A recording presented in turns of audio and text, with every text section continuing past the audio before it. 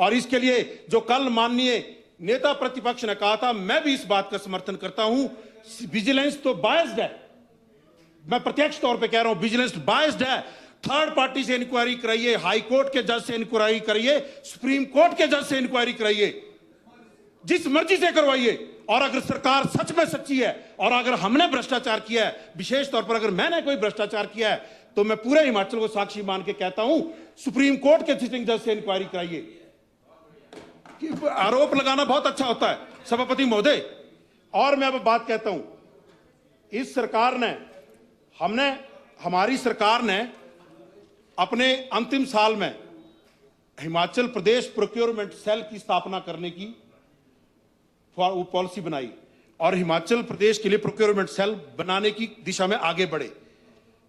इनकी सरकार ने वो प्रोक्योरमेंट सेल बना दिया और प्रोक्योरमेंट सेल में सरकार ने एक नोटिफिकेशन है 6 अगस्त 2020, हिमाचल प्रदेश सरकार ने मेडिकल कॉलेज के लिए प्रोक्योरमेंट के लिए एक पॉलिसी निर्धारित करी कि पॉलिसीज के लिए क्या क्या एसओपीज रहेंगे। सबसे पहले स्टेट रेट कॉन्ट्रैक्ट से दवाइयां खरीदी जाएंगी। अगर कोई दवाई स्टेट कॉन्ट्रैक्ट में नहीं उपलब्ध है तो वो सीपीएसयू से खरीदी जाएगी।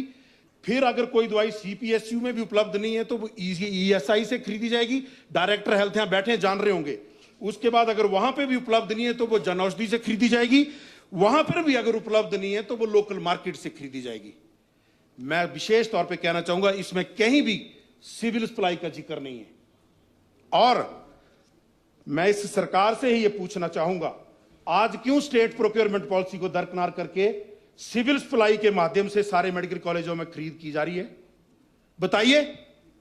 और क्यों आपने, एक मैं बात कहूंगा, इस बात का मतलब बहुत बड़ा निकलेगा, क्यों सिविल सप्लाई के माध्यम से भ्रष्टाचार के दीपक की ज्योति जलाई जा रही है?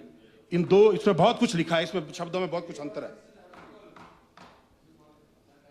आपने पॉलिटिकल स्कोर सेटल करने के चक्कर में पूर्ण स्वास्थ्य व्यवस्था, सारे स्वास्थ्य कर्मियों के मनोबल को गिराने का प्रयास किया है और यह स्वास्थ्य कर्मियों का अपमान है। इसके लिए मैं सरकार से आग्रह करता हूं कि सरकार अपने दिए वक्तव्य पर खेद जताए और अपने शब्दों को पीछे ले। सभापति महोदय, अब मैं बात करूंगा, कुछ विषय अपने चुनाव क्षेत्र के लिए रखूंगा तो उनके साथ अन्याय होगा। मेरे चुनाव क्षेत्र में आज भी अल्ट्रासाउंड के लिए पांगी की महिलाओं को या तो जम्मू या तो कुल्लू आना पड़ता है। चूड़ी अस्पताल की बिल्डिंग गिरने वाली है, 1980 में डिक्लेयर होगी थी, गिरने वाली है। एनएचपीसी ने पैसा भी देकर